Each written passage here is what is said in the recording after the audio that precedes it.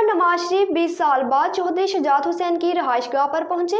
चौधरी शुजात का नवाज शरीफ से मुलाकात के बाद पार्टी क़यादत का इजलास बुलाने का फैसला। पाकिस्तान मुस्लिम लीग नून के कायद मियां मोहम्मद नवाज शरीफ काफिले के सरबराह चौधरी शुजात हुसैन से मुलाकात के लिए उनकी रहायशगाह पर पहुंच गए। मुलाकात में मुस्लिम लीग काफ की जानिब से सालिक हुसैन, शाफी हुसैन, तारक बशीर चीमा और इम्तियाज रांझा भी शरीक हुए।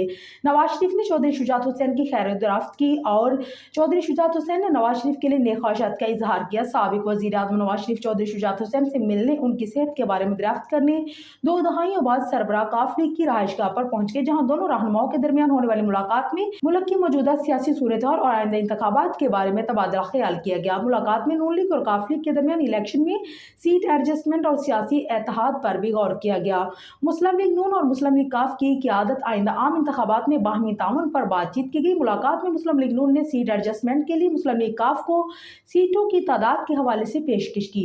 मुस्लिम लीग काफ ने नवाज शरीफ से मुलाकात के बाद पार्टी क़यादत का इजलास बुलाने का फैसला किया है। मुस्लिम लीग काफ की क़यादत लीगी क़यादत से मुलाकात के बारे में अपने रहनुमाओं का एतमाद मिलेगी। नून लीग और मुस्लिम लीग काफ में कौमी असम्बली की 2 और पंजाब असम्बली की 3 नशिस्तों पर एडजस्टमेंट पर इतफाक हुआ है।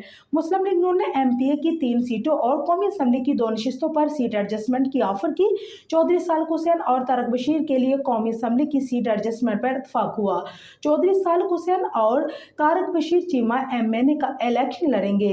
चौधरी शाफी हुसैन के लिए पंजाब असम्बली की सीट पर एडजस्टमेंट होगी। गुजरात में MPA की नशिस्त पर नून लीग अपना उम्मीदवार खड़ा नहीं करेगी।